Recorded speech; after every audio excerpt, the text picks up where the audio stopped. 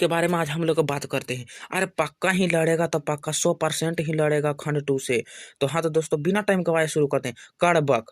अब कड़बक का लेखक कौन है? मलिक मोहम्मद जायसी। मलिक मोहम्मद जायसी। तो पहला क्वेश्चन कहता है कि जायसी रचयिता पजावत की भाषा क्या है?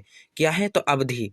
क्या है? अवधी। दूसरा नंबर क्वेश्चन कहता है कि मलिक मोहम्मद जायसी किस परंपरा के कवि हैं? तो आप जानते हैं कि किस परंपरा के कवि, आप पढ़े नहीं ना जी, किस परंपरा के कवि हैं? तो प्रेमाख्यानक काव्य परंपरा के। तीसरा नंबर क्वेश्चन कहता है कि पाठ्य पुस्तक में संकलित कड़वक कहाँ से लिए गए हैं?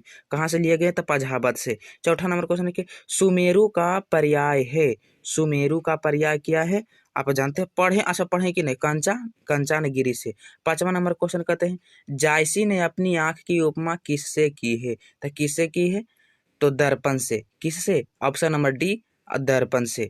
छठा नंबर क्वेश्चन कहता है कि मलिक मोहम्मद जायसी किस शाखा के कवि हैं? तो किस शाखा? प्रेमा मर्गी शाखा के।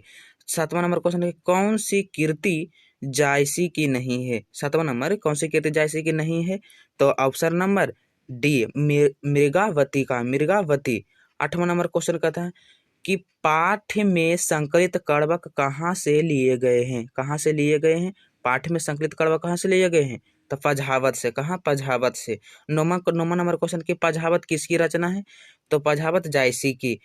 हाँ, 10 नंबर जायसी ने अपनी एक आंख की तुलना किससे की है? तो दर्पण से। दर्पण से। 11 नंबर क्वेश्चन कहता है कि जायसी रचयिता पदावत की भाषा क्या है? क्या है? तो अवधी। ऑप्शन नंबर बी, अवधी।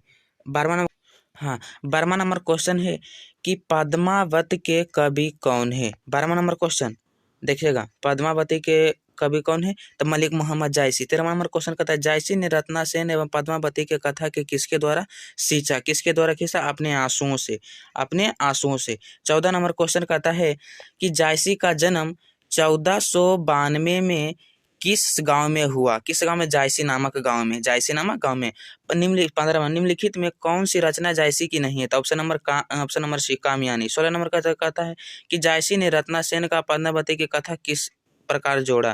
तो रक्त रूप लेई द्वारा। 17 नंबर क्वेश्चन कहता है कि जायसी के काव्य का मुख्य रस क्या है? तो क्या है? ऑप्शन नंबर ए, श्रृंगार रस। 18 नंबर क्वेश्चन कहता है कि जायसी के काव्य की भाषा कौन सी थी? कौन सी थी? अवधी। 19 नंबर क्वेश्चन कहता है कि जायसी स्वयं को किस दोष के युक्त होने पर भी गुणवत्ता मानते हैं? तो नेत्र दो। नेत्र दो। 20 नंबर क्वेश्चन कहता है कि मलिक मोहम्मद जायसी किस शाखा के कवि हैं? तो ज्ञान मर्गी, ओ सॉरी सॉरी, प्रेमा मर्गी। प्रेमा मर्गी के हैं। तो 21 नंबर क्वेश्चन चलते हैं कि मलिक मोहम्मद जायसी, यानी मलिक मोहम्मद जायसी क्या है? तो सूफी कवि हैं। ऑप्शन नंबर ए, सूफी कवि हैं। 22 नंबर क्वेश्चन कहता है कि जायसी कवियों में किस भांति महत्वपूर्ण है? तो शुक्रतारों की भांति। शुक्रतारों की भांति।